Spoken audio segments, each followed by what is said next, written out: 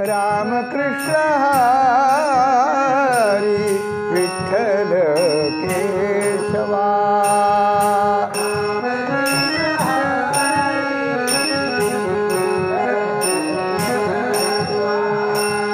राम कृष्ण हरी विठ्ठल केशवा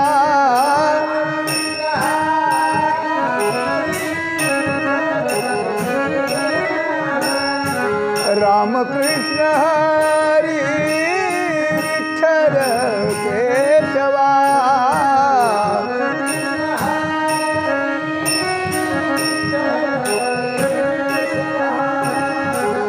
राम कृष्ण हरी विठ्ठल केशवा राम कृष्ण हरी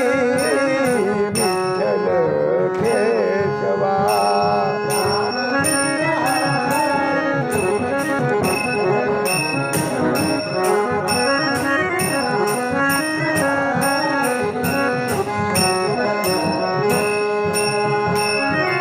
राम कृष्ण हरी विठ्ठल केशवा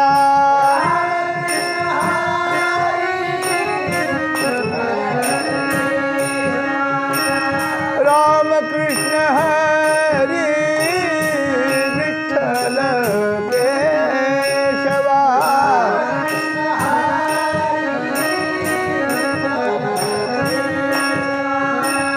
राम कृष्ण हरी विठ्ठल केशवा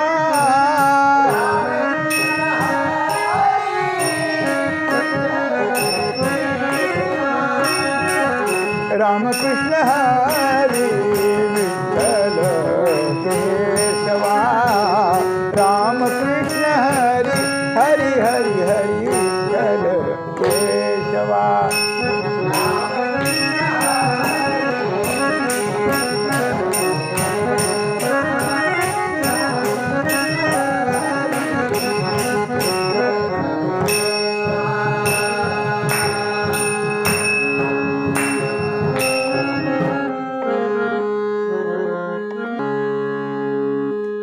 न हो आम्ही आधी काळीची न हो आम्ही आधी काळीची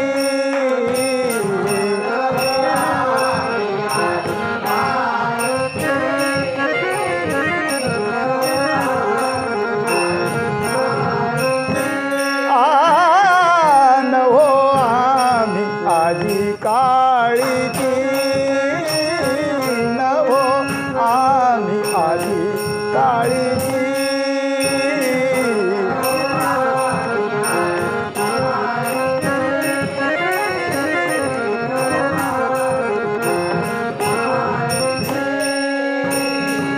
काची कुची चाळवणी काची कुची चाळवणी चाळवणी न हो आम्ही आधी काळीची न हो आम्ही आधी काळीची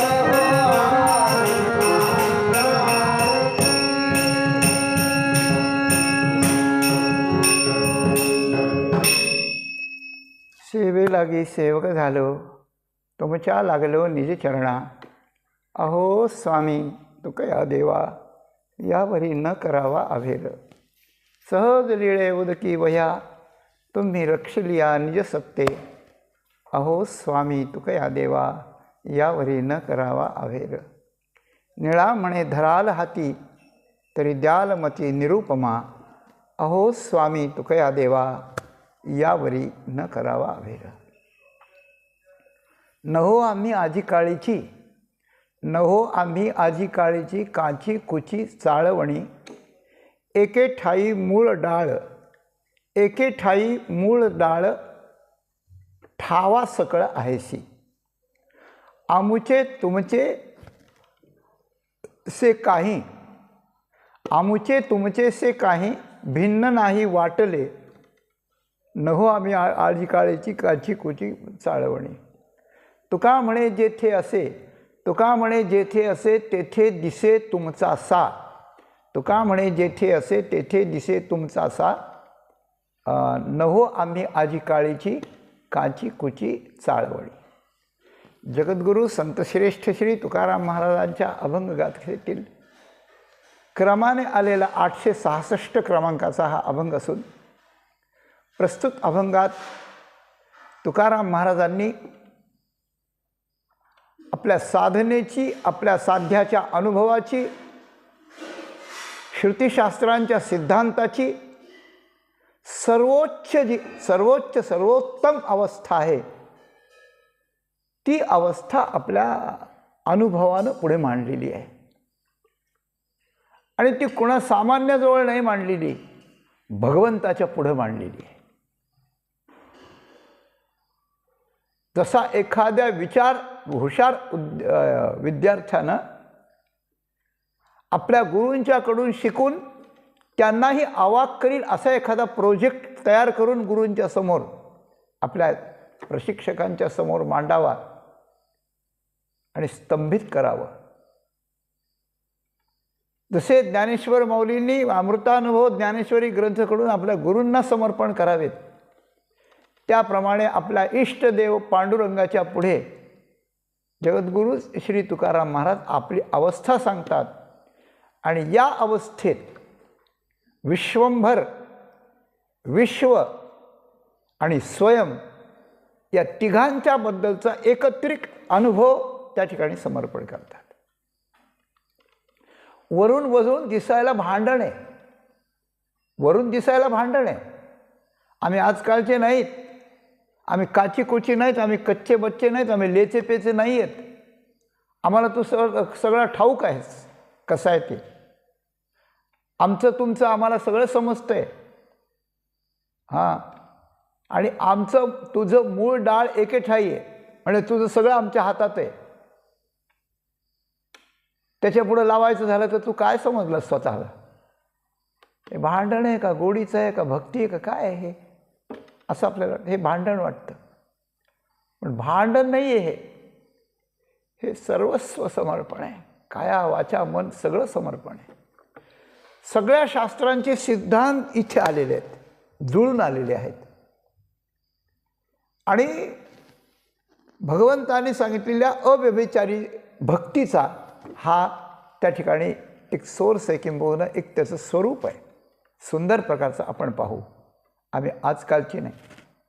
नवरा बायको भांडत असतात, बाहेरच्या माणसाला वाटतं यांचं भांडण चाललंय. हा कधी जोरात बोलतो, ती कधी जोरात बोलते, कधी हा गोडीत बोलतो, मग तिचा जोर वाढतो.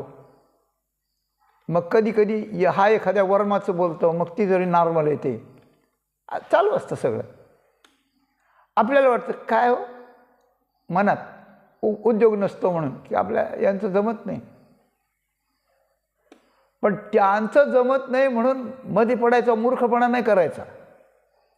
पण जरी त्यातल्या एखाद्याला वाटतं ते तर आमचं सतत चालायचं, अहो गंमत आहे ती, सहज बोलतो. आणि आमच्या या भांडण जे दिसतंय ना, ती गंमत आहे, पण याच्यातून एकमेकांकडून एकमेकाला आम्हाला फार मिळतं म्हणे.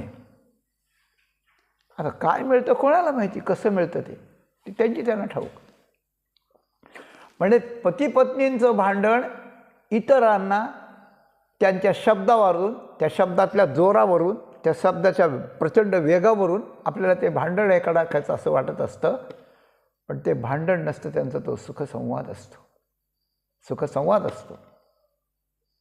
त्याप्रमाणे कधी कधी, नेहमी नाही, कधी कधी भगवंत असा त्या ठिकाणी उपसून देतो त्यांना, कोणाला, भक्तांना.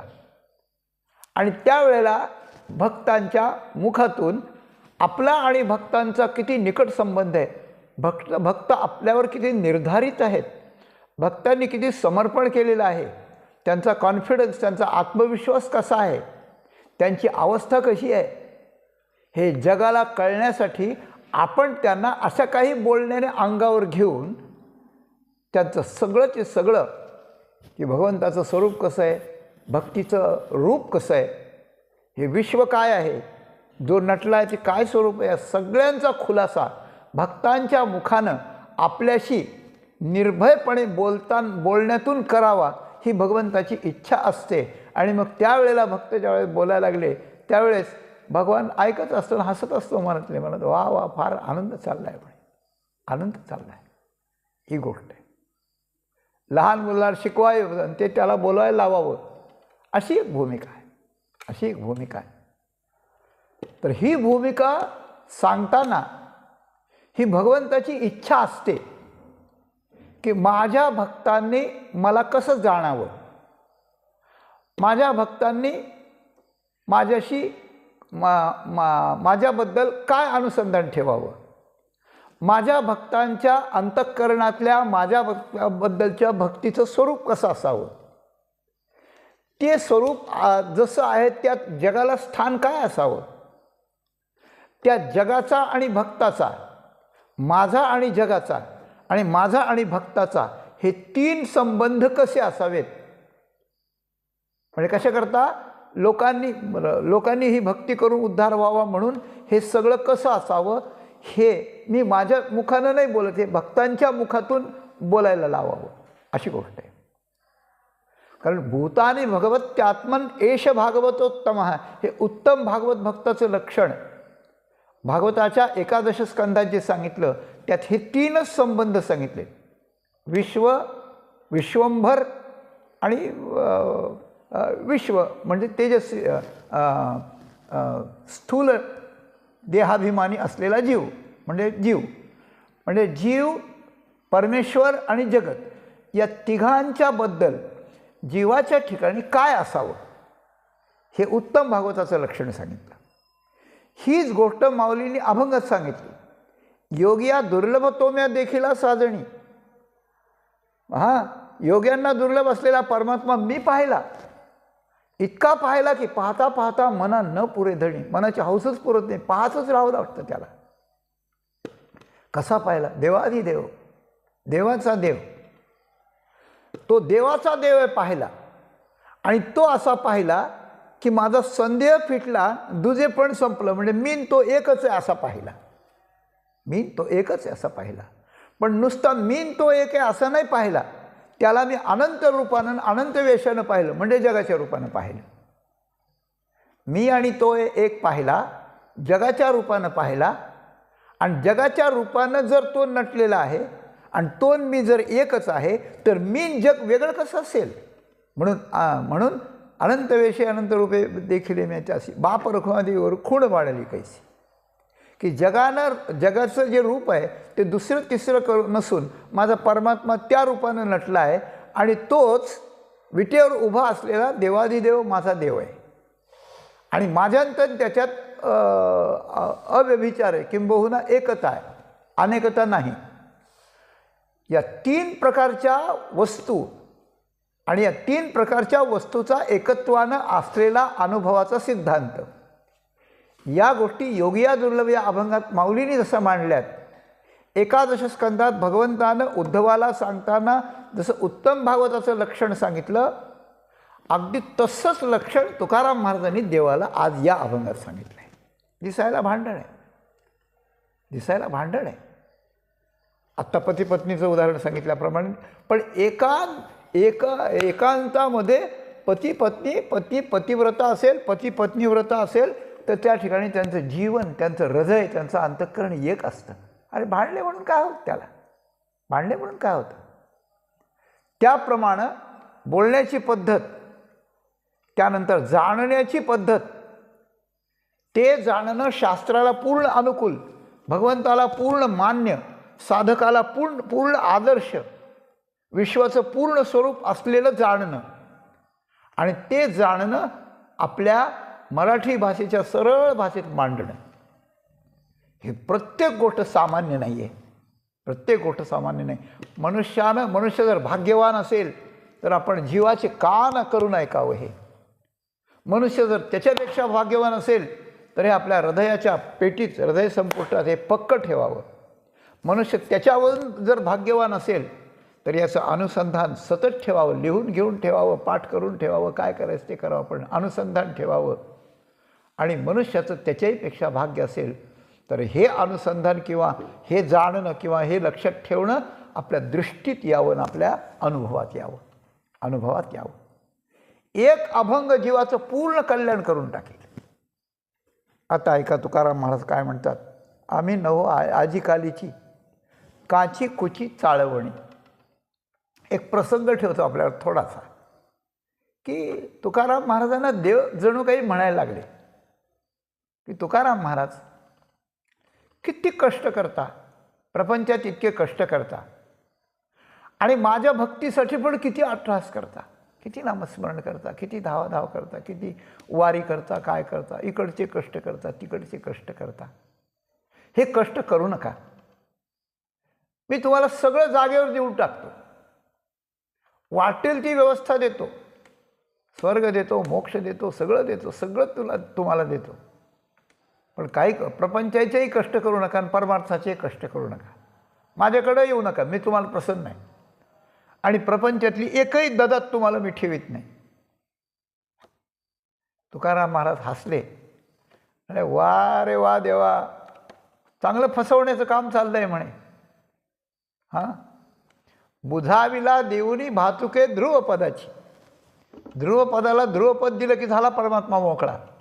तो स्वतःचं प्रेम आणि स्वतःची भक्ती देऊन स्वतः अडकण्याची इच्छा करत नाही, म्हणून तो कुणालाही देतो. तो का म्हणे कृपावंत रिद्धी सिद्धी मोक्ष देत शेखी संग आपुला, सगळं देतो, प्रेम देत नाही लवकर.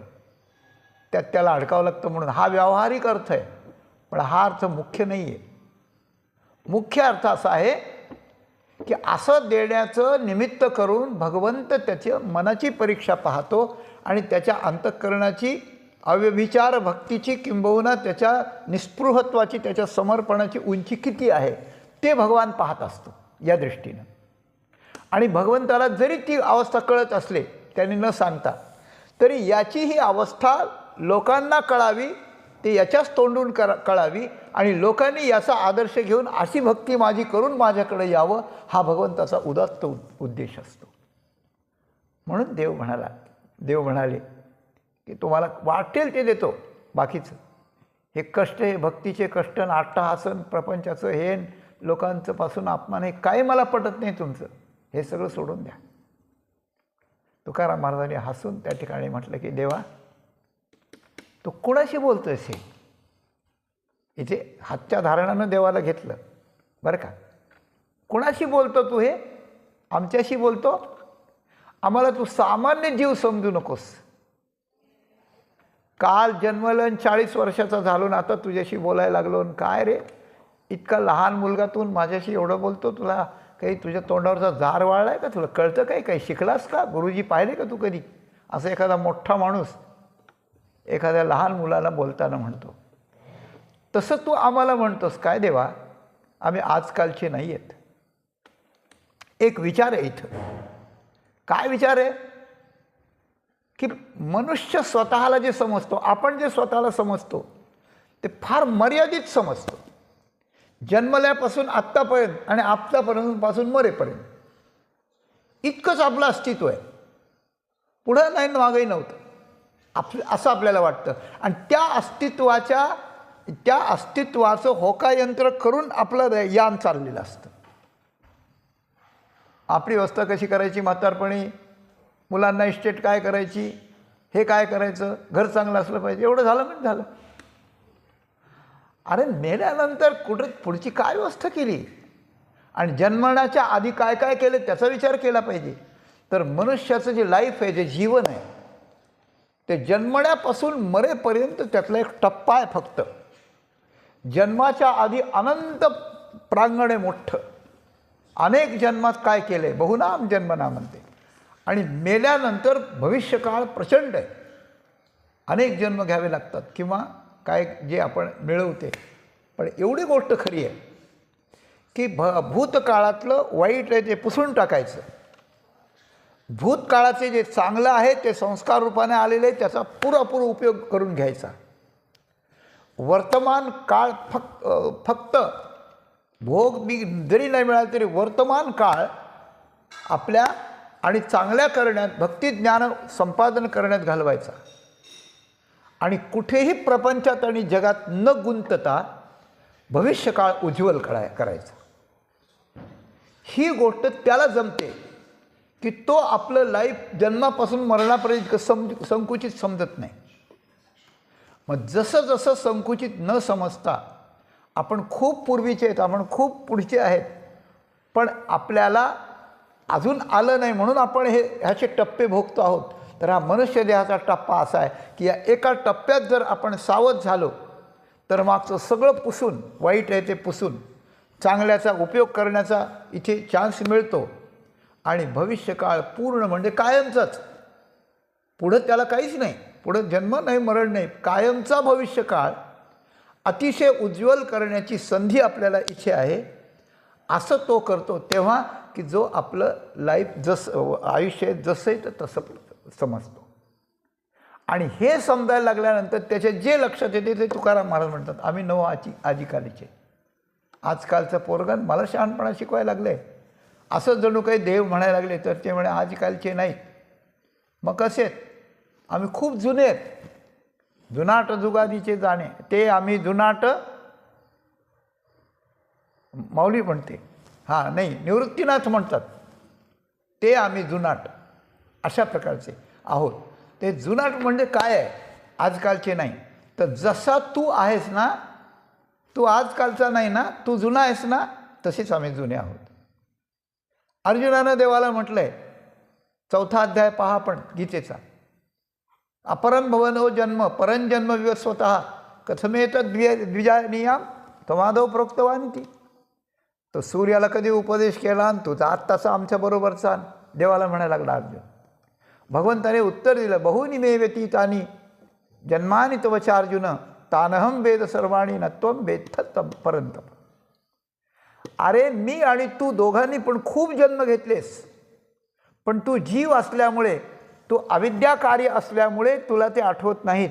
आणि मी शुद्ध सत्वप्रधान मायेचा आश्रय घेतल्यामुळे मला जन्म आठवतात आणि या जन्माच्या पलीकडं माझं जे स्वरूप आहे तेही मला आठवतं. लोकांच्याकरता मी जन्म घेऊन येतो, नेहमी आपण विषय बोलतो, त्याच्याकरता आपण आता नाही बोलणार आहोत. तेव्हा मला सगळं आठवतं, मी असं भगवान म्हणतो. इथे तुकाराम महाराज म्हणतात, तू म्हणतो ना की मी खूप जुना आहे, मी अनादी आहे, अनंत आहे, अनादी अनंत आहे म्हणतो. आम्ही पण अनादी अनंत आहोत अशा प्रकारे. तर म्हणशी मज नाम नाही आमचे तरी सांगे काही. तुकाराम महाराजांचे अभंग आहे, तुला नामरूप नाही आमचं तरी सांग ना काही.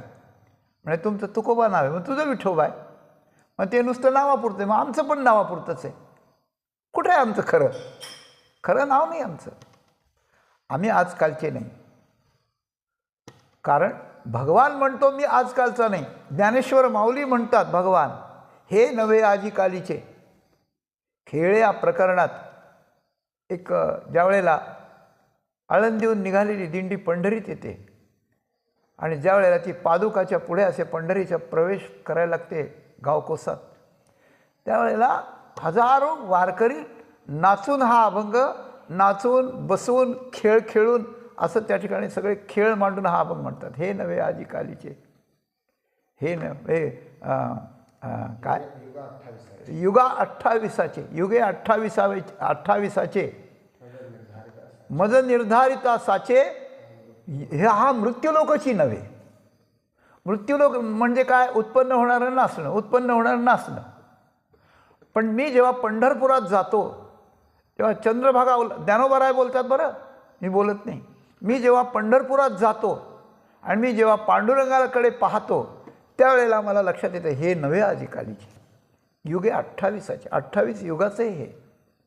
आणि मी जेव्हा निर्धार करतो तेव्हा त्या ठिकाणी मला वाटतं की मी वैकुंठात आलो आहे किंवा मी परब्रह्माच्या प्रांगणात आलो आहे, मी मृत्यूलोकात नाहीच असं मला वाटतं. मृत्यूलोकात मी नाहीच असं वाटतं. अलौकिक पाहिल्यावर असं वाटत असतं बरं का. माझ्या जीवनातला एक अविस्मरणीय प्रसंग आहे.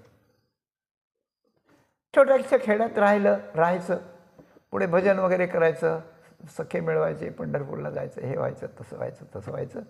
अगदी लहानपणाची गोष्ट आहे. 20-21 वर्षाचा, 20-22 वर्षाचा असताना गंमत अशी झाली की ब्रह्मलीन डोंगरेजी महाराजांचं भागवत कथा होती याला नगरला, आणि ते होती. त्यावेळेस लोकसंख्या कमी होती. फार लोक जमायचे तर 50 लोक जमायचे कीर्तनात, जास्त काय, अशी वारीत थोडे थोडे असायचे. पण त्या ठिकाणचं आयोजन असं होतं की 10,000 लोक बसण्याची व्यवस्था होती, आणि कुणी कुठं बसायचं ते सगळं ठरलेलं असायचं. शेकडो लाईट ट्यूब लागलेल्या होत्या, मंडप दिला होता, सगळे फवारे सोडले होते त्याच्यात, अजून सुगंध सगळा पसरला होता. एक मयूराचं उंच स्टेज केलं होतं, त्यात महाराज श्री विराजमान व्हायचे, आणि ते भगवंताची कथा, भागवताची कथा अशी रडत रडत रडत सांगायचे हिंदी भाषेत. त्यावेळेला पहिल्यांदा 7 दिवस राहण्याचा प्रसंग आला. तर त्या 7 दिवसात म्हणजे हा मृत्यूलोकोची नव्हे हे कसं असतं त्याची थोडीशी झलक मला मिळाली की आपण आज स्वर्गात नाही, आज आपण वैकुंठातच बसलो आहोत. मृत्यूलोक असं असतं काय कुठे? एवढा माहोल, एवढं वातावरण, एवढी भक्ती, एवढं ज्याप्रमाणे त्या वातावरणात सुगंध पसरलेला असतो, वातावरणात ते शीतता पसरलेली असते, त्याप्रमाणे त्या वातावरणात भक्ती पसरलेली असते, मूर्तिमंत भक्ती पसरलेली असते असं. आणि त्या विभूतिमत्वच तसं होत असते. त्या पांडुरंगापुढे उभं राहिल्यानंतर पांडुरंग कांती दिव्य तेजे झळकती, रत्नकिळ फाकती प्रभा, अगणित लावण्य तेज पुंजाळले, न वर्णवे तेथीची शोभा. हा जो सर्वोच्च अभंग महाराजांनी माऊलींनी लिहिलेला आहे, तर त्या पांडुरंगाला पाहताना पंढरपुरात आल्यावर मज निर्धारिता साचे हा मृत्यूलोकोची नव्हे असं मला त्या ठिकाणी वाटतं.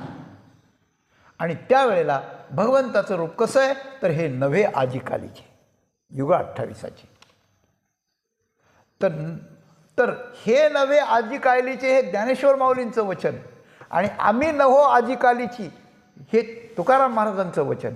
तर तुकाराम महाराजांच्या वचनात या 1000 न्यायात जो गुणोपसंहार न्याय आहे, म्हणजे एखाद्या व्यक्तीचे, एखाद्या वस्तूचे अनेक गुण असले आणि 1-2 गुणाचा उच्चार केला छंदात बसवण्यासाठी वक्त्यानं किंवा लेखकानं, तर ते सगळे गुण तिथे घ्यायला हरकत नसते.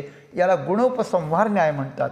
आणि या न्यायानं आम्ही नवो आजीकालीची आणि हे नव्हे आजीकालीचे हे दोन्ही वचनं ज्ञानोबारायांनी देवाबद्दल वापरलेलं आणि तुकाराम महाराजांनी स्वतःबद्दल वापरलेलं हे 2 वचनं जर जुळवले तर गुणोपसंहार न्यायाने ज्ञानोबारायांनी तिथं जे सगळे बाकीचे सांगितलेत ते लक्षणं इथं लावायला हरकत नाही. हे नवे आजीकालीचे युग 28चे, आम्ही 28 युगाचे, आम्ही वैकुंठवासी आलो याची कारणाने म्हणतात ना. युग 28 युग आम्ही पण आहोत, आणि आम्ही आहोत तुझ्या बरोबर आहोत देवा. जे जे झाले अवतार तुका त्याचे बरोबर, मी तुमच्या बरोबरच आहे ना. हां, म्हणून तुका म्हणे सखे विठोबाची ते सारिखे, म्हणून आम्ही पण युग 28चे. आणि मज पाहत निर्धारिता साचे, तुकाराम मज निर्धाराच्यासाठी. मलाही वाटतं हा मृत्यूलोक नाही आहे म्हणून खेळतोय मी आपला, पण मी सुद्धा अनादि आनंद तुमच्यासारखाच आहे. म्हणून आम्ही आजीकालीची नव्हो एवढ्यांनी तुकाराम महाराजांनी मी जसा तू आहे तसाच मी आहेस असं सांगितलं. आणि आत्ता तू आम्हाला जसा समजायला लागलायस की मी तुम्हाला अमुक देतो, तमुक गेलो, स्वर्ग देतो, सिद्धी देतो, वृद्धी देतो, हे करतो, तुम्ही हे करू नका, ही चाळवणी लावली तो आम्हाला देवा. अरे तुझं जे सगळं आहे ते आमचंच सगळं आहे ना, आम्हाला थोडंसं काय देतो त्यातलं हे. काय नवो आम्ही नवो आम्ही आजीकालीची काची कुची चाळवणी लावायला आणि समजूत घालायला आणि पर्यायानं फसवायला तू लागलास खरा, पण आम्ही काची कुची नाही आहेत. आम्ही काची कुची खाऊन आलोत. काची कुची म्हणजे काय? वैकुंठवासी शंकर महाराजांनी याचा अर्थ आम्ही कच्चे बच्चे नाहीत असं केलं. कच्चे बच्चे नाहीत आम्ही. काची कुची म्हणजे कच्चे बच्चे. कच्चे म्हणजे तरी काय, कच्चे म्हणजे अर्धवट बरं का, आणि बच्चे म्हणजे पोरकट. आम्ही अर्धवट विचार करणारे पोरकट माणसं नाही आहोत, म्हणजे कच्चे बच्चे नाहीत. अजून एक शब्द जातो, आम्ही लेचे पेचे नाहीत. कच्चे बच्चे जसं सांगितलं ना, अर्धवटन पोरकट, तसं कच्चे बच्चे आपलं लेचे पेचे म्हणजे काय, लेचे पेचे म्हणजे एखादा नाजूक माणूस किंवा एखादी नाजूक स्त्री चालता चालता आणि थोडं लक्ष एकीकडे गेलं आणि सरळ आहे म्हणून पाय खाली पडला, ते कंबर लचकन लचकतं. कंबर लचकतं म्हणजे लचकण्यासारखं कच्चं कंबर असतं. आणि कधीकधी माणसं चिखलातून किंवा पाण्यातून जाताना दगडावर पाय देऊन जातो, आणि दगड जर पाय दिला आणि तो जर मोकळा असला आणि तो जर सटकला तर असा पाय मुरगळतो, पिचकतो पाय. कंबर लचकतं आणि पाय पिचकतो, तर आम्ही लचकणाऱ्या कमरेचे आणि पिचकणाऱ्या पायाचे नाहीत म्हणून आम्ही लेचे पेचे नाहीत. आणि मी अर्धवट नाहीत म्हणून कच्चे नाहीत, आणि पोरकट नाहीत म्हणून बच्चे नाहीत. तर तसे आम्ही काची कुची नाहीत, म्हणजे आम्ही साधे सुधे नाहीत एवढाच अर्थ याच्यात. आम्ही देवा साधे सुधे नाहीत की तू आम्हाला चाळवणी लावावी आणि आम्ही त्याला बळी पडावं आणि तेवढं घेऊन खुश व्हायचं, आम्हाला देवाने एवढं दिलं म्हणावं. इतके साधे सुधे आम्हाला समजू नको देवा तू.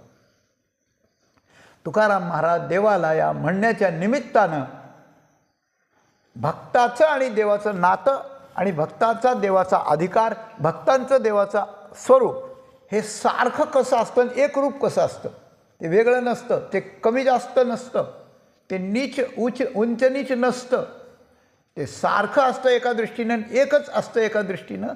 हे कसं आहे हे त्या ठिकाणी सांगायला लागलेत. आणि त्यांनी ते तसं सांगावं म्हणून देव चाळवणीचं सोंग करायला लागला आहे, असं आपल्याला चिंतन करता येतं.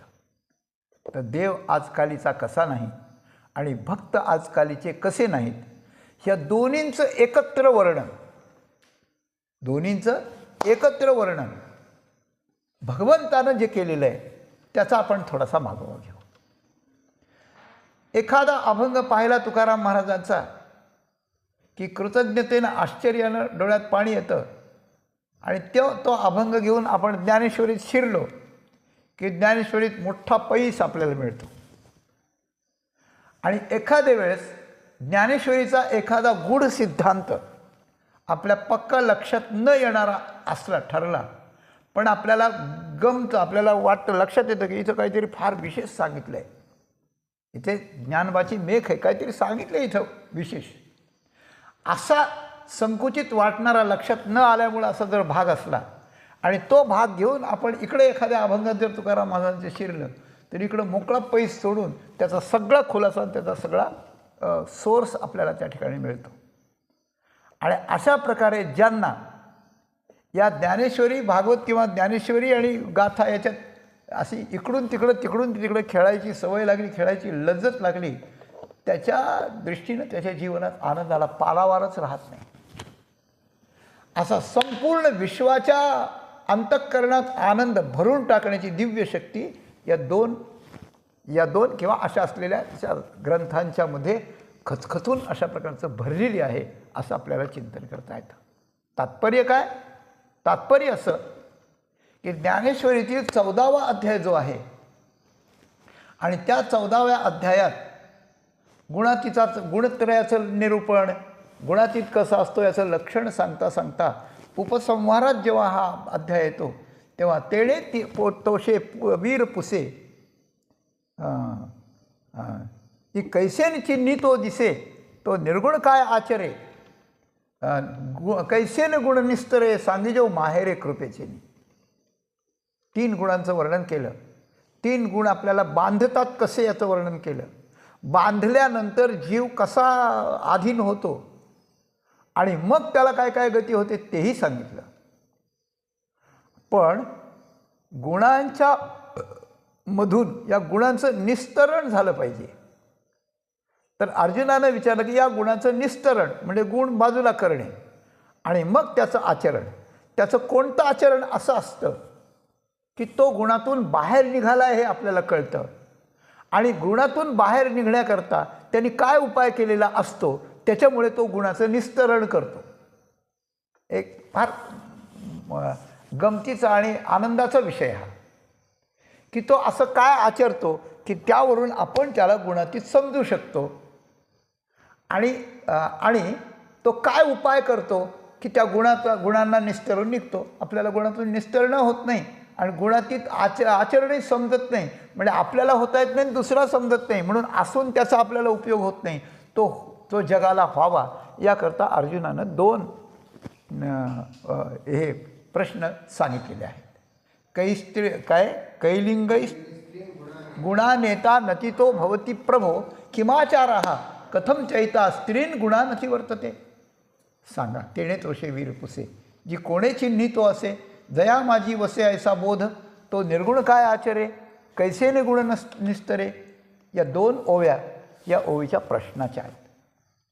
आणि या प्रश्नाचं उत्तर भगवंतानं जे दिलं आहे ते अत्यंत जबरदस्त उत्तर दिलं आहे, की असंच वाटतं की या श्लोकाची अशा प्रकारची व्याख्या कोणत्याही टीकेत असणार नाही, कोणत्याही टीकेत असणार नाही असं उत्तर दिलं आहे. आणि ते 3 टप्प्यात दिलं आहे.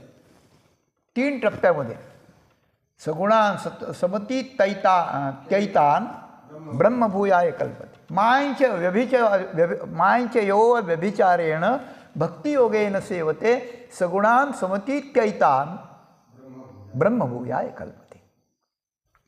गुणांचं निस्तरण कसं, त्याचं आचरण कसं, त्याची समजूत कशी, त्याचा भाव कसा, माझ्याबद्दल कसा, जगाबद्दल कसा, त्याच्या स्वतःबद्दल कसा, तो कसा असला पाहिजे असं माझं शास्त्र आहे, तो कसा असला पाहिजे असं माझं म्हणणं आहे, आणि तो तसाच आहे हा त्याचा कसा अनुभव आहे, या सगळ्या याचा 3 टप्प्यात हे केला पाहिजे. हे खुलासा भगवंतानं त्या ठिकाणी केलेला आहे. अशी गोष्ट आहे. भगवान म्हणतात की काय, तरी व्यभिचार रहिते चित्ते चिंतित साते माते भक्तियोगे माते सेवितो गुणा ते आकळू शके. काय, व्यभिचार रहित भक्तीनं माझं जो सेवन करतो तो त्या गुणाला आकळू शकतो. कशाचं उत्तर आहे, कैसेने गुण निस्तरे. बरं का, आचरणाचं नंतर, पण कैसेने गुण निस्तरे, तर गुणाचं निस्तरण त्याला अव्यभिचारी भक्ती करावी लागते. पहिल्यांदा भक्ती करावी लागते. भक्ती न करता ज्ञानाच्या मार्गात जाऊन गुणांना पलीकडे जाऊन निर्गुणाची झेप घेणं, बरं का, म्हणजे अत्यंत खडतर असून गॅरंटी नसण्याचं लक्षण आहे. नसण्याचं लक्षण आहे. सामान्य जर देवभक्ताची भक्ती केली, भेदाची भक्ती केली, सामान्य भक्ती केली, तरी पण या अवस्थेवर जाणं शक्य नाही. ज्ञानाची साधना केली, शक्य नाही. योगाची धारणा केली, कर्म खूप केले, तर या अवस्थेत येणं नाही. तर ज्ञान कर्म योग याच्या सापेक्ष भक्ती केली पाहिजे, आणि ती अव्यभिचारी भक्ती केली पाहिजे. मग व्यभिचार रहित भक्तीनं भक्त माझ्या या स्वरूपाला पूर्णत्वानं प्राप्त होतो. मग प्रश्न येतो, तो प्रश्न पुढे मांडला, कोण मी कैसी भक्ती, अव्यभिचारा काय व्यक्ती. हे आघवीची निवृत्ती व्हावी लागेल. मग आता मी कोण आहे, मी कोण आहे. अर्जुना, तुला वाटतो मी रथावर बसलो आहे, तुझा सारथी तुला मी वाटतो. यशोदा मातेला मी मुलगा वाटतो. राघव आपला माधव म्हणते ती मला. रुक्मिणीला मी पती वाटतो. सगळ्यांचं तसंच माझं आहे, मी देह घेऊन आल्यामुळं. पण नाही ना, मी कोण आहे ओळखा, मला जाणा. भगवान म्हणतात. अनेकानेक प्रसंगानं, अनेकांच्या रूपानं भगवान आपल्याला नेहमी म्हणत असतात की मला जाणा, मला जाणा. बाकीचं काही जाणू नका. आता माते जाणून तू काही नेण, तू सुखी होशील. भगवंताचं म्हणणं, मला जाण. हां, चहुवेदी जाण साई शास्त्री कारण 18 पुराणे आहे गाती. म्हणून भगवंताला जाणवतं. मी कोण? भगवंतच म्हणायला लागले.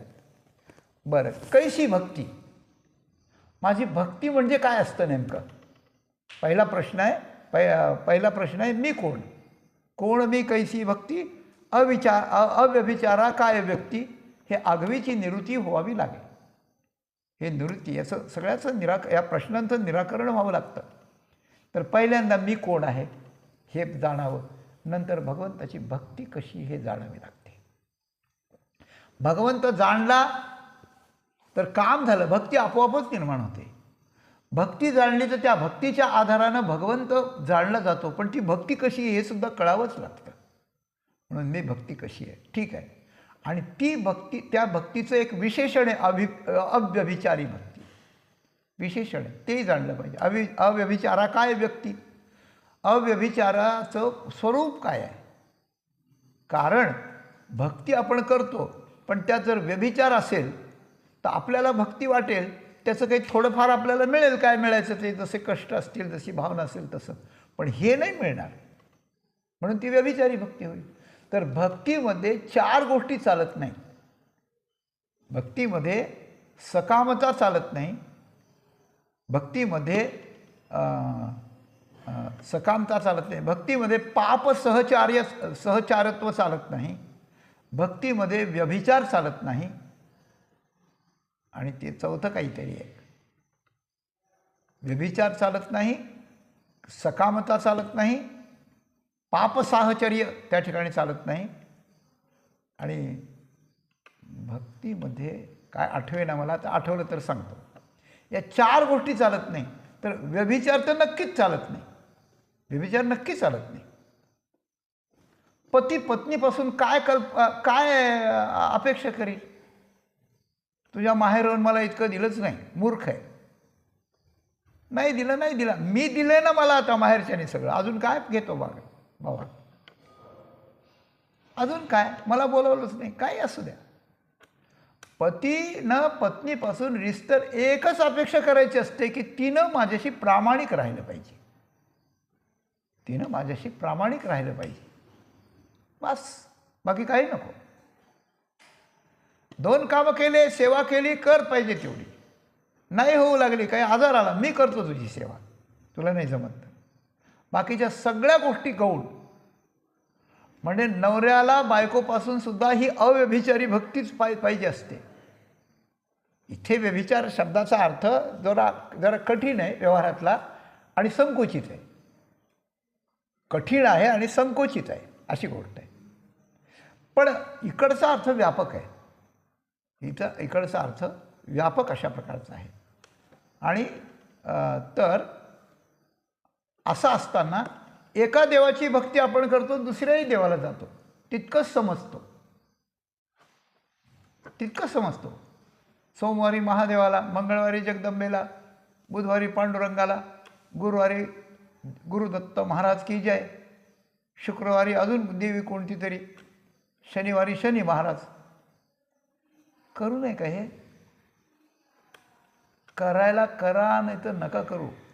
पण निष्ठेचं आलंबन एकच असलं पाहिजे.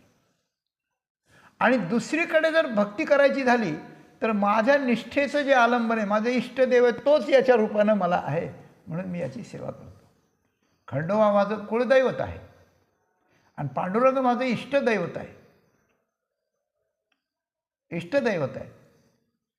तर चंपाषष्ठीचं व्रत करताना माझा पांडुरंग शंकर एकच आहे, शंकराचा अवतारच खंडोबा आहे. भेद कुठं आला? भेद नाही आला. कुलधर्म म्हणून करायचा आहे, तिथं विचार नाही होत. पण इकडं काही तिकडं काही, याच्याकरता तिकडचं लपवायचं, तिकडच्याकरता याचं लपवायचं, असं चालत नाही. असं त्या ठिकाणी चालत नाही.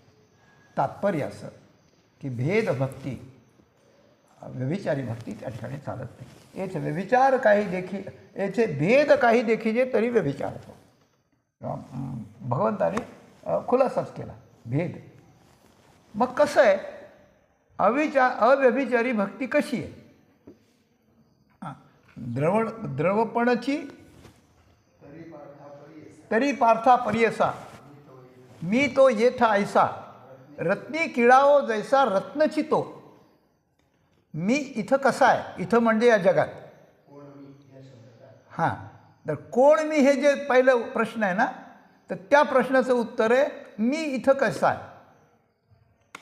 इथं कसं आहे, 2 हात 2 पाय आमच्यासारखाच माझ्या रथावर बसलाय. नाही नाही, हां, मग तो मी इथं ऐसा रत्नी किळावो जैसा. रत्न आणि रत्नाची कीळ, भगवंताच्या विवेचनाचा मोर्चा. आता दिसणारं जग आणि न दिसणारा परमात्मा यांचं कॉम्बिनेशन चाललंय. न दिसणारा पण अजिबात न दिसणार नाही, जाणवतोय तो असा. तर रत्नी किळावो जैसा रत्न असतं. रत्न जड असतं, त्याला वजन असतं, त्याला आकार असतो, त्याला कॅरेट असतात, त्याला सगळं असतं. काय कट्स, कॅरेट्स, क्लिअरिटी, क्लीनता वगैरे सगळं असतं. पण त्याची क्लीनता आणि त्याचा एक प्रकाश, त्याची कीळ असते. कीळ म्हणजे त्याची झलक. आणि त्या दृष्टीवरून रत्नाची किंमत कळते. रत्न कीळ फाकती प्रभा. तर मी कसा आहे, तर रत्न आणि कीळ हे दोन्ही एकच आहे. रत्न काढून घेतलं तर कीळ राहणार नाही, आणि कीळ संपली की रत्न राहणार नाही, अशी गोष्ट. कीळ संपली की रत्न राहणार नाही, आणि रत्न संपलं की त्याला कीळ कशाला मग, ती त्याच्या आधाराने राहते.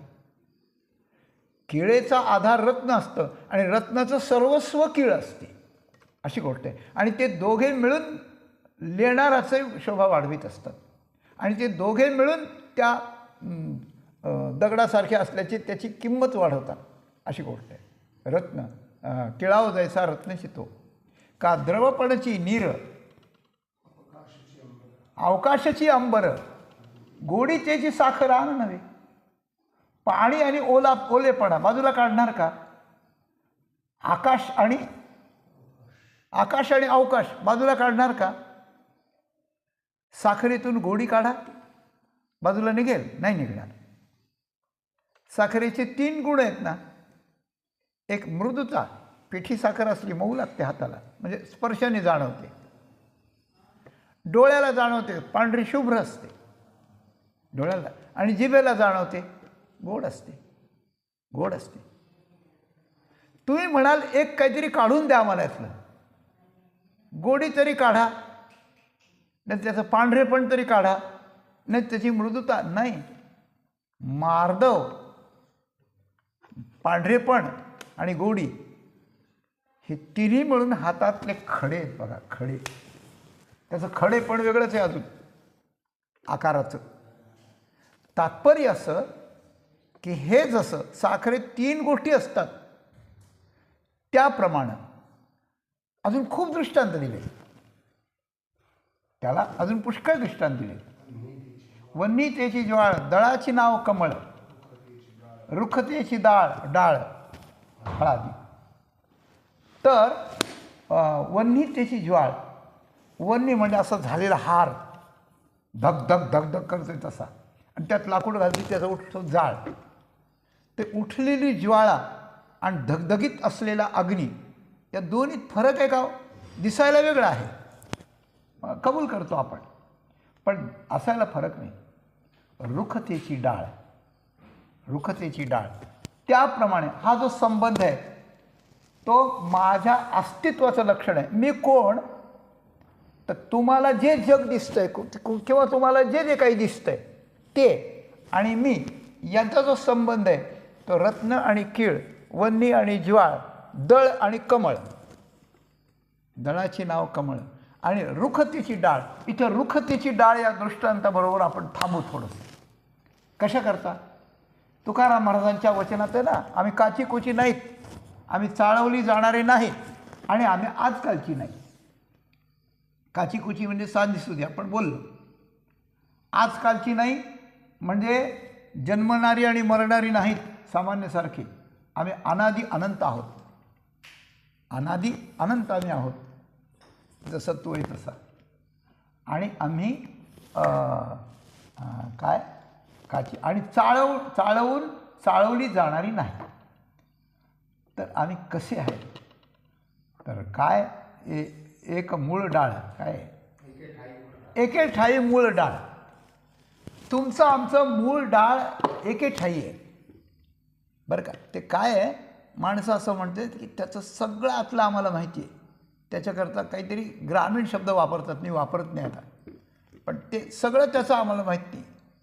त्याचं अंड पिल्लू आम्हाला माहिती आहे सगळं, म्हणजे त्याची कोणाशी संबंध आहेत, त्यांनी काय काय केलं आहे, तो कसा वागतो आहे, हे सगळं समजतं. त्याप्रमाणे आम्ही एक ठाळी मूळ डाळ ठावा सकळ आहेशी.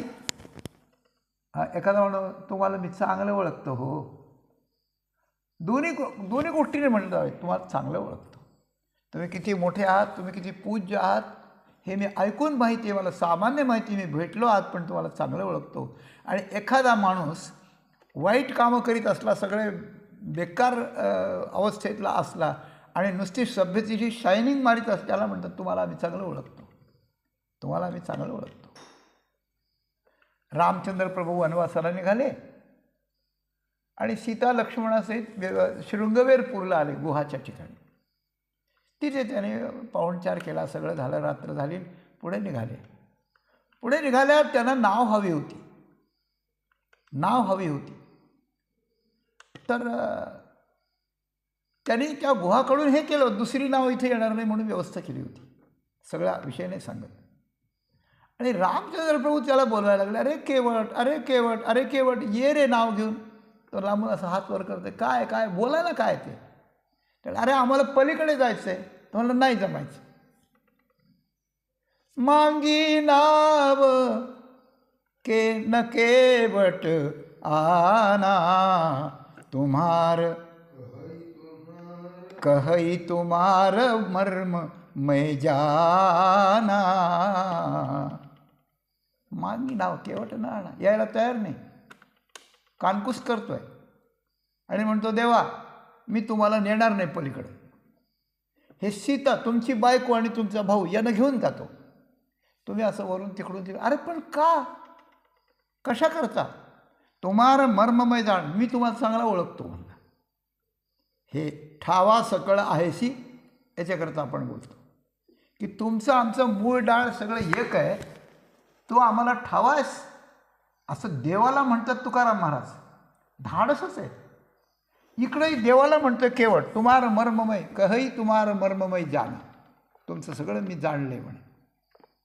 मग काय जाणलंय? मग त्यांनी सांगितलं की तुमच्या पायाच्या धूळ लागली की दगडाची बाई होते, लाकडाची नक्कीच होईल माझ्या नावेची, आणि ती इतकी छान चोख होईल की मला तिच्या पुढं पुढं करावं लागेल. माझा धंदा बसेल एक, घरी एक बायको आहे, तिचं लागेल, सगळ्याच भानगडी होतील, माझा संसार उद्ध्वस्त होईल.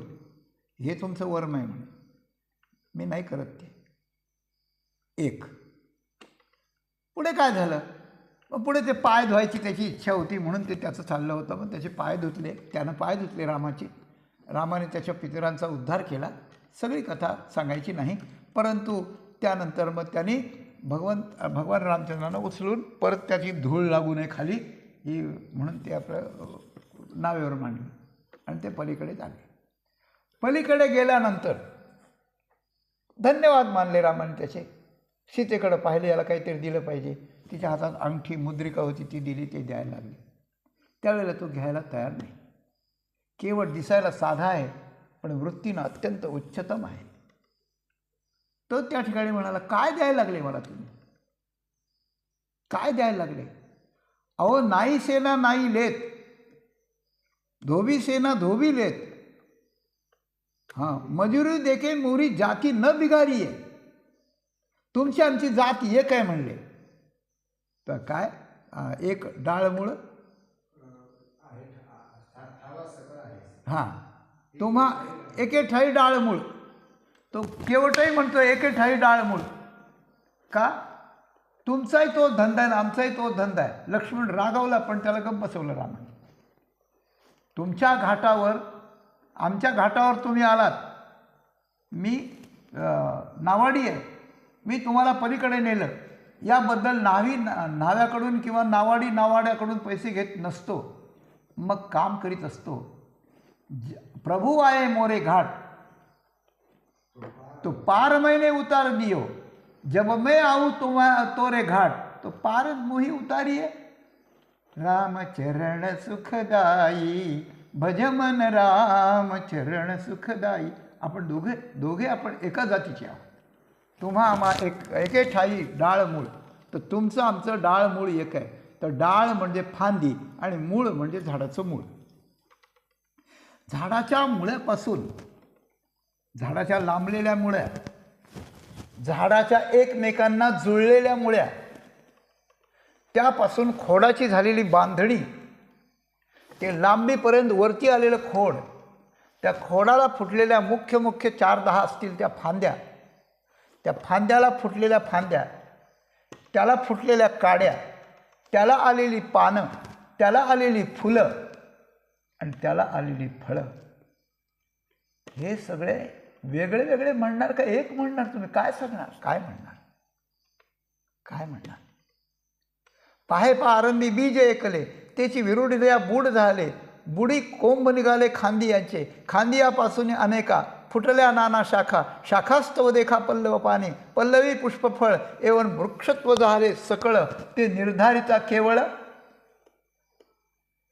त्याप्रमाणे या विश्वाच्या, या मनुष्याच्या, या 84 लक्ष योनीच्या, या पंचमहाभूतांच्या, या सगळ्या प्रकृती कार्याच्या रूपानं आणि मूळ आणि डाळ मिळून मीच रचलेलो आहे, मीच बनलेलो आहे, अशा प्रकारचं भगवान म्हणतात. मूळतेची काय?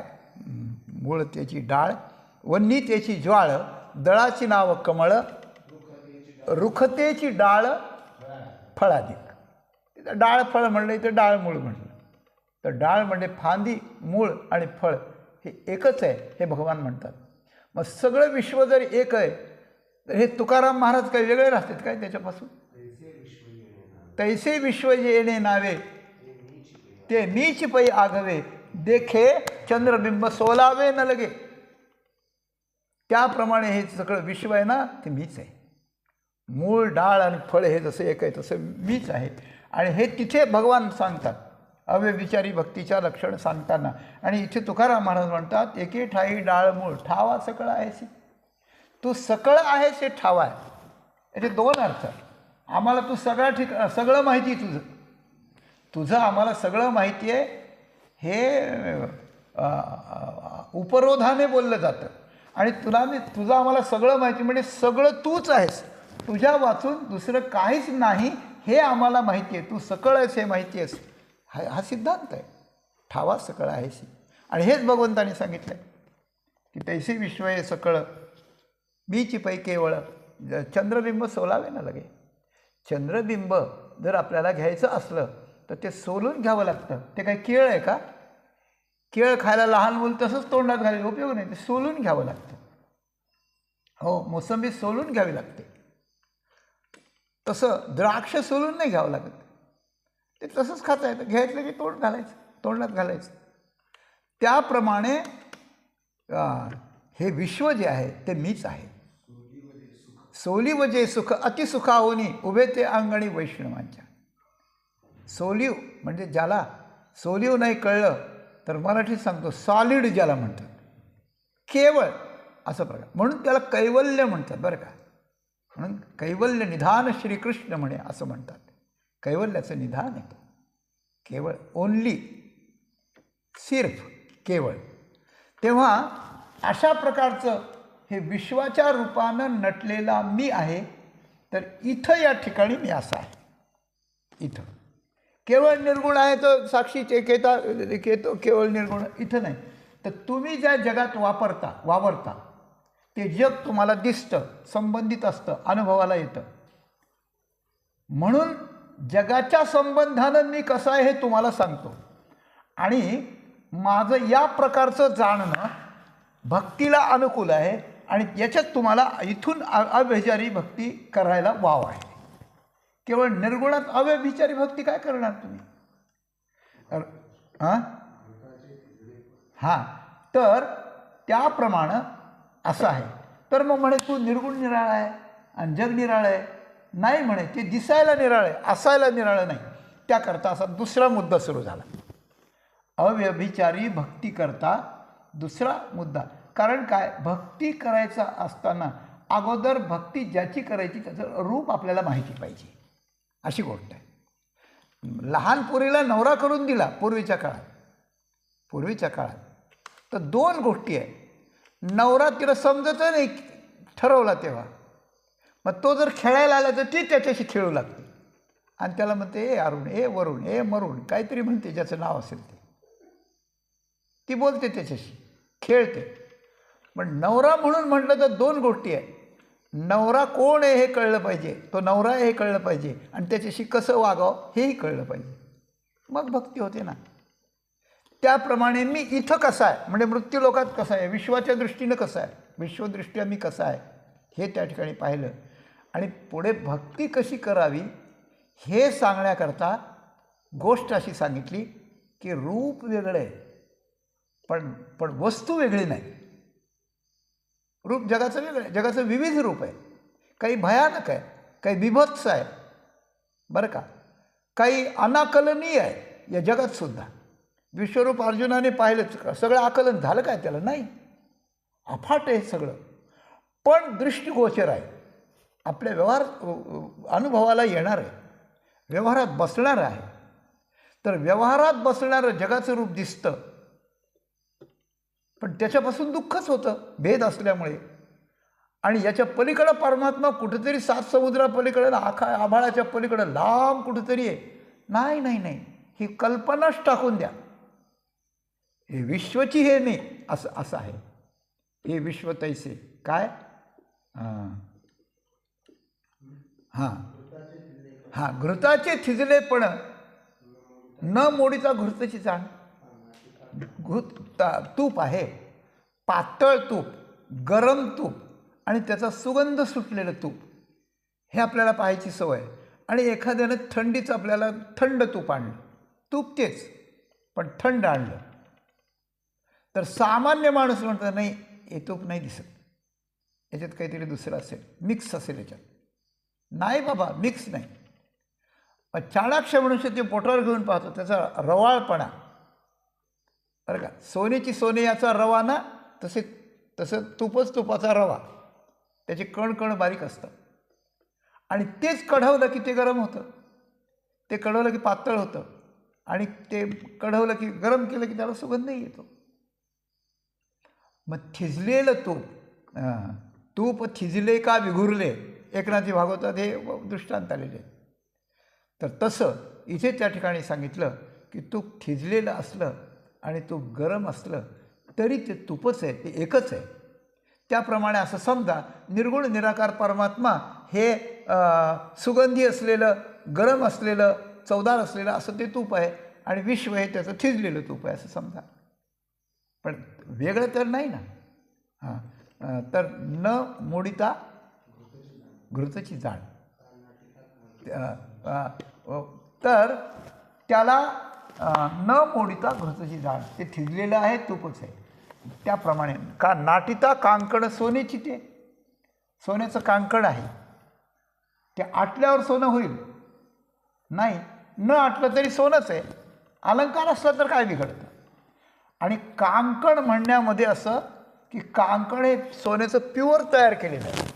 काही अलंकार असेल की त्याच्यात हिणकस डाक मिसळल्याशिवाय ते होत नाही, त्याला काठिण्य आणावं लागतं. पण ते काठिण्य आणलं जातं, त्याच्यात हिणकसता मिसळली जाते, पण सराफ किंवा कोणी घेताना ते सगळं जमून मोजून सोन्याच्या भावात घेत नाही, कारण ते पुरं सोनं नसतं. मग त्याला आटवावं लागतं, आणि ते हिणकसपणा सगळं काढून त्याला 100 नंबरी किंवा 99 नंबरी किंवा 98 पूर्णांक काही नंबरी तरी करावं लागतं, मग ते सोन्याच्या भावात विकतं. पण कांकण, वेढ्याची अंगठी अशी असते की ते आटलं तरी तेवढंच, नाही आटलं तरी तेवढंच. नाटिता कांकण सोन्याची. अव्यभिचारी भक्तीसाठी भगवंताचं विश्वातलं जे व्यापकत्व आहे, ते व्यापकत्व अजिबात वेगळं नसून ते जसंच्या तसंच भगवंतत्व आहे. याकरता माऊलींनी केवढा अट्टहास केला आहे.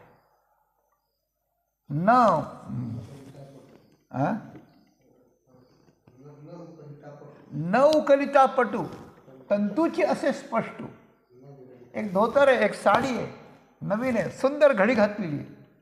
घडी घातली तरी तंतूच आहे, उलगडली तरी तंतूच आहे, नवं असलं तरी तंतूच आहे, रंगीत असले तरी तंतूच आहे, साधं असलं तरी तंतूच आहे, तंतूच आहे. या उपरण्यातून जर सगळे धागे काढून घेतले काय उरेल खाली? कोबीच्या गड्ड्यातून सगळे पान, कोबीच्या गड्ड्यातून सगळे पानं काढून घेतले काय होईल? काय राहील? काही नाही राहणार. त्याप्रमाणे मी या जगात पटतंतू या न्यायाने, बरं का, सुवर्णकांकण या न्यायाने, उभय प्रकारचे घृत या न्यायाने मी यात ओतप्रोत भरलेला आहे. परो मदन्यो जगतस्थुश्च ओतं प्रोतं पटवद्यत्र विश्वम यदंशतोस्य स्थितिजन्मनाशा नस्योतवद्यस्य वशेच लोका. भागवतात म्हटलंय 6व्या स्कंदात. पटत्व आणि विश्व, पटत्वाचा दृष्टांत देऊन विश्वाचं वर्णन केलं. मी आणि विश्व, भगवान आणि विश्व हे वर्णन केलं भागवतात. हे वर्णन आत्ताचं माऊलींनी केलं ज्ञानेश्वरी गीतेत भगवंताच्या रूपानं. आणि तेच वर्णन मूळ डाळ तुझं आणि आमचं एकच आहे आणि ठावा सकळ आहेसी हे तुकाराम महाराजांनी केलं. तिन्ही गोष्टी. पुढे माऊली म्हणते काय? म्हणून विश्व पण जावे मग जे माते घ्यावे तैसे नव्हे आघवे सकटची नाही. म्हणून विश्व पण बाजूला सारावं आणि मग माझी प्राप्ती व्हावी असं नाही. विश्वात सकट मी आहे आणि माझ्या सकट विश्व आहे. विश्व आणि मी पटनतंतू बाजूला काढता येत नाही. दोन प्रकारचे तुप बाजूला काढता येत नाही. तसं विश्व आणि परमात्मा बाजूला काढता येतच नाही. अशा प्रकारचं आहे. असं माझं स्वरूप आहे. आणि असं स्वरूप जेव्हा जाणलं जातं, असं म्हणून जाणलं जातं म्हणजे आता तुकाराम माऊलींनी सांगितलं आपण पाहिलं, तुकाराम महाराजांनी पाहिलं, आता पाहिलं, मी सांगितलं आपण सगळ्यांनी ऐकलं आणि सगळ्यांच्या डोक्यात आलं की विश्व परमात्मा आहे, विश्व परमात्मा आहे, विश्व परमात्मा आहे. बरं आहे, पुढं काय? पुढं काय नाही, आहे असं. आपला व्यवहार चालला आहे तसं चालला. बायकोचं नवऱ्याचं भांडण, पोराचं याचं भांडण, कुत्रं आलं त्याला लाकडाने मारलं, ते क्याव क्याव करीत गेलं आणि आहे विश्व आहे असू द्या. अरे नाही, कुत्र्याला मारलं म्हणजे देवाला मारलं ना. देवाला मारल्यासारखं झालं की नाही सांगा तुम्ही. म्हणून गोष्ट अशी आहे, आमच्याकडे एका मंदिराचा जीर्णोद्धार होता आणि त्या मंदिराचा वाद होता. त्या वादाकरता आपल्या हिंदू संस्कृतीप्रमाणे आपल्याला करायचं असं चाललं होतं. एका महात्म्याच्या भोवती सगळे लोक जमले आणि लोक जमल्यानंतर सगळे लोक म्हणले त्यांना की महाराज तुम्ही त्या ब्राह्मणाला घेऊन ते सगळं प्रतिष्ठापना करा. आम्ही आहोत दारात चौकडून, आमचे मुडदे पडल्याशिवाय आम्ही कोणाला जाऊ देणार नाही, आम्ही संरक्षण करतो. ते त्या महात्म्याने ऐकलं आणि ते महात्मा म्हणला, अरे तुमची निष्ठा जाणतो मी सगळी चांगली, माझ्यावर निष्ठा आहे, धर्मावर निष्ठा आहे, या देवावर निष्ठा आहे. पण समजा तुम्ही संरक्षण करायला लागले आणि तुम्हाला विरोध करायला दुसऱ्या लोकांमध्ये जर देवच आला तर त्यालाही मारणार का रे तुम्ही? सांगा ना. मुद्दा इथेच संपला माझा. तर अशी गोष्ट आहे की परमात्मा स्वरूप हे विश्व आहे अशी ज्या वेळेला आपल्याला कळेल म्हणजे जाण येईल, त्या जाणण्याचं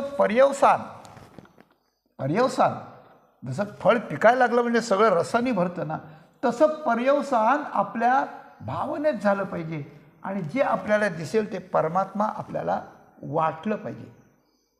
वस्तुस्थितीनं आहे हे जाणलं बुद्धीनं, पण मनाला वाटलं पाहिजे, मनाची भावना झाली पाहिजे आणि तशी कृती झाली पाहिजे. जे जे भेटे भूत ते मानी जे भगवंत. म्हणजे जे दिसेल त्याला नमस्कार करायचा, ही जी नमन भक्ती आहे ना, ही ती व्यभिचारी भक्तीचं एक रूप आहे. अशी गोष्ट आहे. ऐसेने माते जाणीजे ते अव्यभिचारी भक्ती म्हणजे एक भेद काही देखीजे तरी व्यभिचारतो.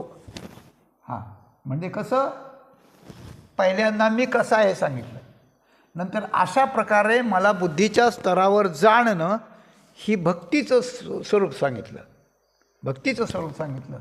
आणि निरनिराळ्या स्वभावाचे, निरनिराळ्या आकाराचे, निरनिराळ्या प्रकारचे पदार्थ आणि लोक पाहून आपली भावना देव या भावनेतून पुढं बदलतच नाही.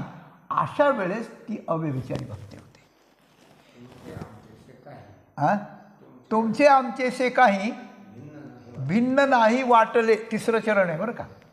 हे तिसरं चरण या विवेचनात बसतं की जे तुमचं आहे ते तुमचं आहे, ते आमचंही आहे. आम्ही तुमचे आहोत, तुम्ही आमचे आहोत. जे तुमचं आहे ते आमचं आहे, जे आमचं आहे ते तुमचं आहे, अशी गोष्ट आहे. काय झालं? लग्न झालं, दागिने केले, बायकोला दागिने केले, खूप केले, चांगले केले, श्रीमंती होती. पुढे ती गेली, श्रीमंती गेली. आणि श्रीमंती गेल्यानंतर याने कर्ज काढायला सुरुवात केली. हे करावं, ते करावं, ते करावं, ते करावं. ती बायको पुढे आली, तुम्ही काय करता? कर्ज काढतो. आपलं सोनं आहे ना आपल्याकडं? नाही, ते तुझं आहे. तिच्या डोळ्यात पाणी आलं. तिने पायावर हात ठेवला, म्हणजे मी कोणाची आहे? मी जर तुमची आहे ते सोनं कोणाचं आहे? तुम्हाला अडचणीत जर आणला जात असेल तर मी सोनं घालून काय करू? मला कोणाला दाखवायचं आहे माझं स्वरूप?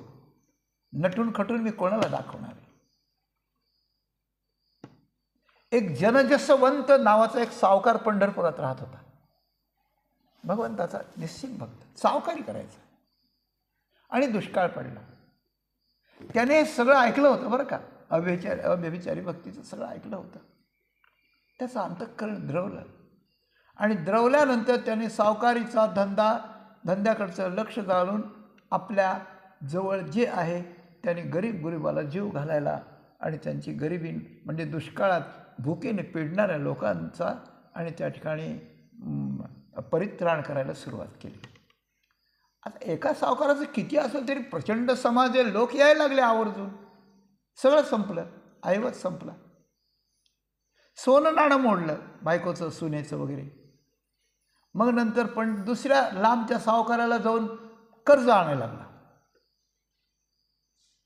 ज्याला समजत नव्हतं की यांनी दिवाळं काढले, त्यांनी दिलं, ते देईल बाबा, हा पतीचा माणूस आहे हा. आणि मग लोकांना समजलं की याने दिवाळं काढले, हा लोकांना जीव घालतो, हाही बर्बाद झाला आहे, आपल्याला बर्बाद करणार, आपल्याला देणार. मग लोक देण्यास झाले. इथपर्यंत सगळं चाललं. परमात्मा कसोटी घेतो, किती घेतो. एक गोष्ट झाली तरी ते लोकांना यायचं, त्यांना पाय पडायचं, देव म्हणून त्याला वागवायचं बरं का, देव म्हणून वागवायचं. अव्यभिचारी भक्ती काय असते त्याचं उदाहरण म्हणून सांगतो आपल्याला.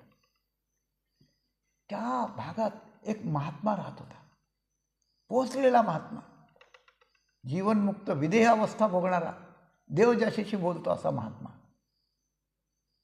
त्या महात्म्यानं त्या महात्म्याला त्या देवानं प्रेरणा केली. आणि त्यांनी काय केलं? त्याने कपडे बिपडे काढले, सगळे लंगोटी ठेवली फक्त. मध्यरात्रीच्या वेळेला तो महात्मा एका दुर्गंधी गटारात जाऊन सगळं अंगाला फासलं त्यानं. हे महिपती महाराज तारागवतकरांनी त्यांच्या भक्ती लीलामृत ग्रंथात वर्णन केलेलं आहे, हे चरित्र आहे. आणि त्याने सगळं फासलं, म्हणजे अगदी रेंद्यानं भरलेला तो महात्मा झाला. भिकारी किंवा वेडा किंवा पागल झालेला असं दिसायला लागला. आणि सगळं अगदी तोंडाला, नाकाला, डोळ्याला सगळीकडे लागलं. ते जवळून चालला की दुर्गंधी येईल असं. आणि असं मध्यरात्रीच्या वेळेला दारावर आला, दार ठोठावलं आणि वेडा वाकडा किंचाळत आवाज काढला, ए मला भूक लागली रे, मला भूक लागली, ओरडायला लागला.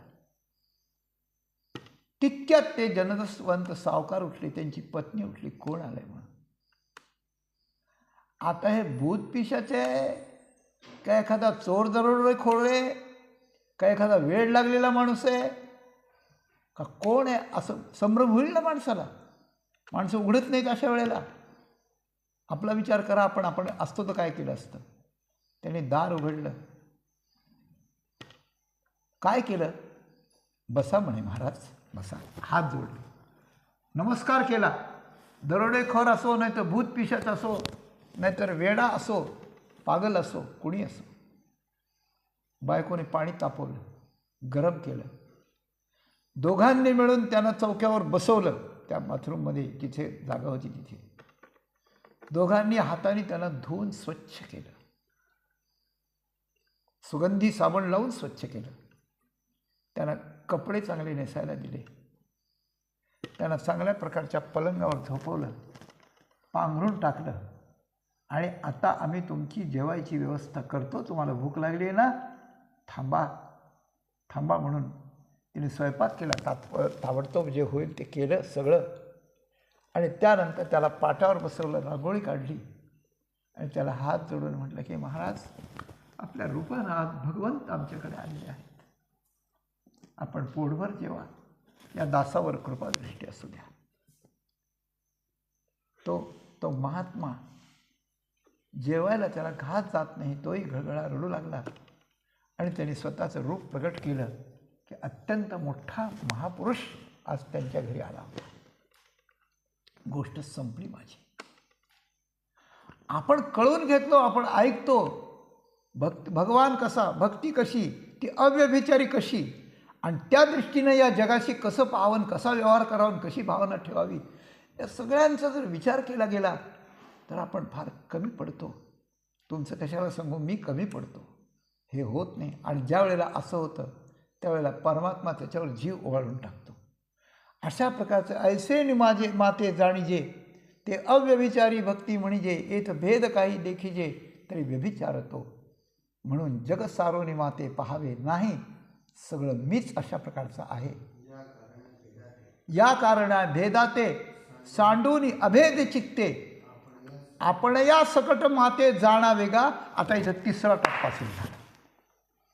एक टप्पा मी कसा आहे, एक टप्पा भक्ती आणि ती अव्यभिचारी कशी, आणि तिसरा टप्पा असा आहे की आत्तापर्यंत हे झालं की मला जाणायचं आहे कसं, या जगात जाणायचं आहे, जग म्हणून जाणायचं आहे, भावनेनं जाणायचं आहे, म्हणून सेवा करायची, आपण सेवक व्हायचं. पण त्याच्याही पलीकडे आपण या सकट माते जाणावे का, आपणही वेगळं नाही राहायचं. जग जसा परमात्मा रूप आहे तसं मी पण परमात्मा रूप आहे. पहिल्यांदा मी त्याचा आहे म्हणायचं, भक्त आहे. नंतर तो माझा आहे म्हणायचं, देव आहे. आणि नंतर तोच मी, इथे त्रिधा, तीन प्रकारची जी भक्ती आहे ना, काय तस्यैवाहम ममै वासव स एवाहम, ही तीन भक्ती. तर स एवाहम ह्या भक्तीकडे जाण्याकरता या दोन भक्ती, तो माझा मी त्याचा, मीच तो आणि तोच मी, अशा प्रकारचा आहे. तर भगवंतानं आता अर्जुनाला सांगताना पहिल्यांदा मी कसा आहे हे सांगितलं, नंतर भक्ती करण्याकरता विश्व आणि मी कसा आहे हे सांगितलं. आणि विश्व आणि मी ह्या दोन प्रकारची भक्ती एकदा रुजली की त्याच्यानंतर आपण त्याच्यात हळूच मिसळून जायचं, मग वेगळं नाही राहायचं. ते कसं मिसळून जायचं त्याच्याकरताही दृष्टांत आहे.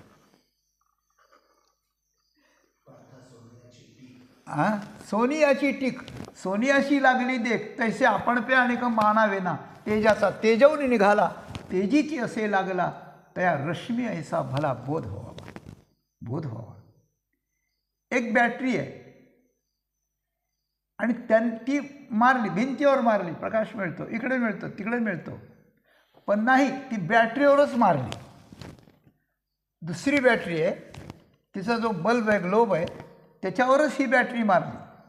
आता काय झालं, दोन्ही प्रकाश एक झाले, दोन्ही एक झाले. त्याप्रमाणे तेजाचा अंश तेजालाच मिळाला आणि दोन्ही तेज एकच आहे, तर त्यावेळेला त्याच्यात भेद करता येतो का.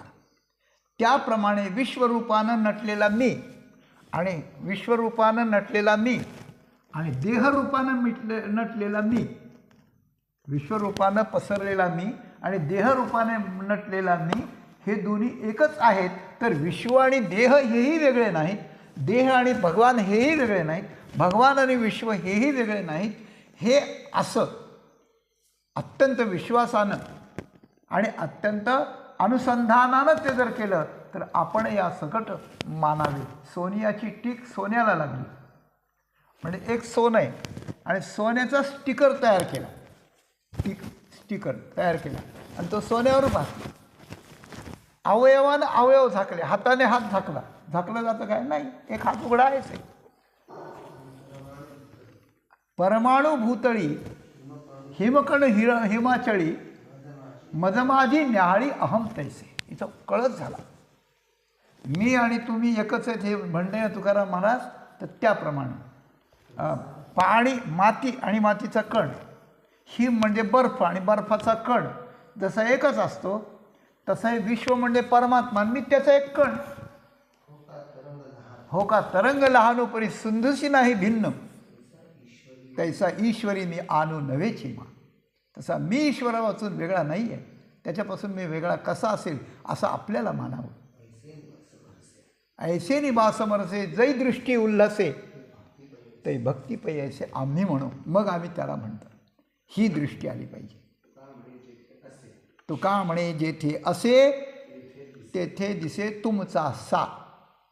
मी जिथं असतो, शरीरानं असतो, कधी झोपेत असतो, कधी जागा असतो, कधी स्वप्नात असतो, कधी कोणाशी भांडत असेल, कधी कोणाशी गोडीत असेल, पाया पडत असेल, वारीला गेला असेल, एखाद्याच्या मौतीला गेला असेल, मी कुठेही असलो आणि कसा असलो तरी मी तुमचा असा. म्हणजे मी तुमचा आहे, तुम्ही माझे आहात, आणि फक्त मी तुमच्यासारखा म्हणजे तुमचा असा दिसायला असायला एकच आहे. मी तुम्ही एकच आहे. हां हां काय आहे? तुका झाला पांडुरंग, आधी होता संत संग, तुका झाला पांडुरंग, त्याचे भजन राहीना, मूळ स्वभाव जाईना, तसा मी तुमचाच आहे. म्हणजे पहिल्या चरणात चाळवणी चालणार नाही, दुसऱ्या चरणात तुमचं आमचं मूळ डाळ एक आहे, म्हणजे तुम्ही आणि विश्व एक आहात, हा पहिला टप्पा मांडलेला आला. बरं, दुसऱ्या चरणात काय तुमचे आमचे काही वेगळं नाही, तो भक्ती या संबंधात आला. आणि तिसरा तैसे मजमाजी अहम न्याहाळी, तुझा जो अहंकार आहे तो माझ्यामध्ये न्याहाळ, आणि तुझं जे हृदय त्यात मला न्याहाळ. हे म्हणण्यामध्ये तुका म्हणे जेथे असे तेथे दिसे तुमचा सा. म्हणजे अव्यभिचारी भक्तीनं भक्ताला माझ्यापर्यंत येता येतं. भगवंतानं मांडलेले हे जे 3 मुद्दे आहेत, हे 3 मुद्दे जसेचे तसे तुकाराम महाराजांनी या 3 चरणात मांडून, आम्ही आजकालची नाहीत, आम्ही वाली दुली म्हणजे काचीकुची नाहीत, आम्ही त्या ठिकाणी तुझीच आहोत, आम्ही तूच आहोत, तूच आम्हीच तू आहेस असं वगैरे आम्ही तुला सगळं जाणतो चांगलं, असं या अभंगात तुकाराम महाराजांनी प्रतिज्ञा केली. इथे शेवटी म्हटलं आहे, सिंधू आणि जळधरा माझी लागली अखंड धारा, तैसी वृत्ती वीरात प्रवर्ते तै. हे अव्यभिचारी भक्तीच्या कळसाचं वर्णन आहे, ओतप्रोत चिंतन. सिंधूच्या आणि जळधर म्हणजे ढग, मेघ. सिंधू आणि मेघामध्ये अखंड धार लागावी. कशाची? पाण्याची. हो, आधी सिंधूकडून मेघाकडे धार लागते पाण्याचीच, पण कशी? खालून वर जाणारी पाण्याची धार पाईपलाईननं नाही, त्याची वाफ होते आणि वाफून वर जाते. ते वाफेच्या रूपानं समुद्राकडून अखंड जलधारा मेघाकडे चालली, मेघ बनायला चालली, आणि मेघाकडून मेघ उदार होतो, आणि तीच धारा मेघ थंड आणि गोड पाण्याच्या रूपानं वर्षाव करतो समुद्रावर. बाजूला करतो, समुद्रावर करतो, सगळीकडे करतो. म्हणजे एक जलधारा समुद्रापासून मेघाकडे जाते, आणि दुसरी मेघापासून समुद्राकडे येतं. असं ओतप्रोत आहे. क्षरला सागर गंगा ओघी मिळे, आपणची खेळे आपणाते. तसं काय? तैसी वृत्ती वीरा प्रवृत्ती देई. तशी अंतःकरणाचा परिणाम वृत्ती की एक जलधारा म्हणजे अनुसंधाची अखंड धारा भक्ताकडून देवाकडे लागते. समुद्राच्या ठिकाणी भक्त आणि मेघाच्या ठिकाणी भगवान असं धरलं आहे. तर अगोदर समुद्राकडून वाफेची धारा लागते, म्हणजे मनुष्याकडून भक्ताकडून देवाकडं अखंड धारा लागते. कशाची? वृत्तीची. म्हणजे पाणी जसं तापून वर जातं त्याप्रमाणे अंतःकरण वृत्ती देवा वाचून व्याकुळ होते, देवाचं प्रेम निर्माण होतं, आणि देव मला कधी भेटेल, देव मला कधी भेटेल. वर इकडे तिकडे पाहून आईकडे पाहतं त्याप्रमाणे सारखी अखंड धारा लागते. डोळ्यातून धारा लागते, भक्तीची धारा लागते, वृत्तीची अनुसंधान धारा लागते. ही समुद्राकडून आकाशाकडे लागते, त्याप्रमाणे भक्ताकडून माझ्याकडे लागते. म्हणजे भक्त आधी प्रेमाच्या वृत्तीच्या अनुसंधानाच्या धारेनं माझ्याकडे धावत असतो सारखा, शरीराने जरी बसला असला तरी. आणि ते प्रेम जेव्हा मेघ घेतो तेव्हा मेघ कृतज्ञ होतो, मेघ प्रसन्न होतो. आणि प्रसन्न झालेला मेघ गडगड गडगड करतो, चमचम चमचम करतो आणि धुधार त्या ठिकाणी सोडतो ती समुद्राकडे. त्याप्रमाणे भक्ताच्या या प्रेमाची धारा पाहून मी पण माझ्या कृपेची धारा त्याच्याकडे सोडतो. आणि ज्या वेळेला वाफ होऊन मेघाकडे जाते, पाणी होऊन आत येतं, त्यावेळेला मेघ आणि समुद्र या दोन्हींचं एकीकरण होतं. मेघ पूर्ण दिसायला निराळा, त्याचं स्थान निराळं, समुद्र निराळा, पण ते निराळे पण राहत नाही. त्याप्रमाणे भक्ताची भक्तिधारा आणि माझी कारुण्याची धारा त्याच्याकडे जाते. आणि पाहता पाहता पाहता पाहता तो माझं स्वरूप होऊन येतं. ब्रह्मभूयाय कल्पते. ब्रह्मभाव योग्यता तो प्राप्त होतो, माझ्याच स्वरूपाला त्या ठिकाणी प्राप्त होतो. माझे पहिलं पण अगदी शेवट सांगितलं, ब्रह्मभूयाय कल्पते. माझे पहिलं पण जाय, भक्त हे आईल पण ठाय, अनादि ऐक्य आहे तेच निवडे.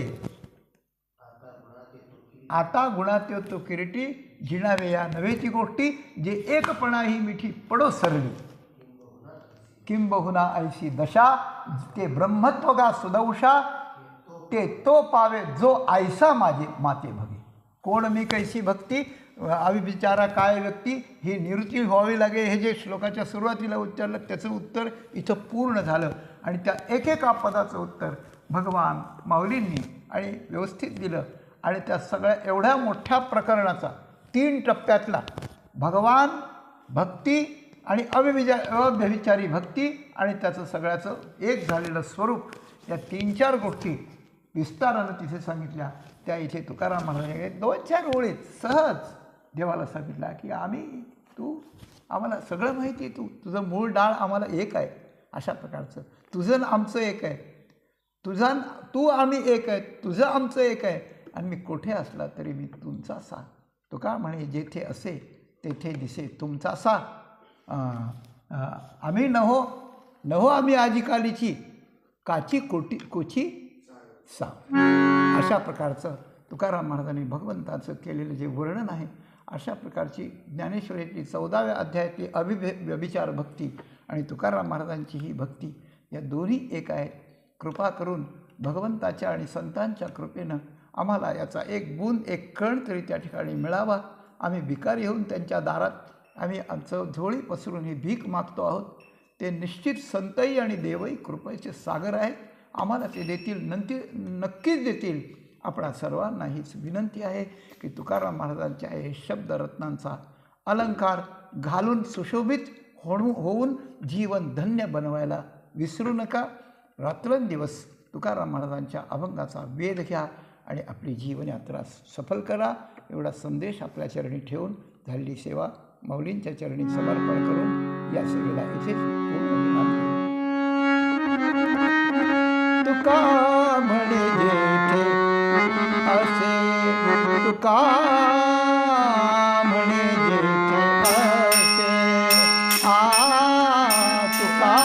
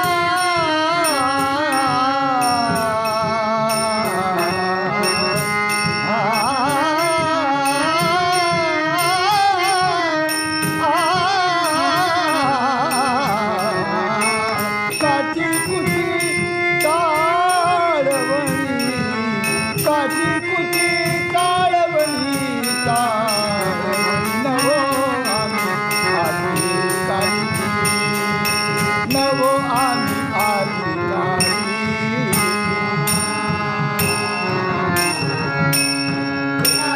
तुकाराम तुकाराम तुकाराम तुकाराम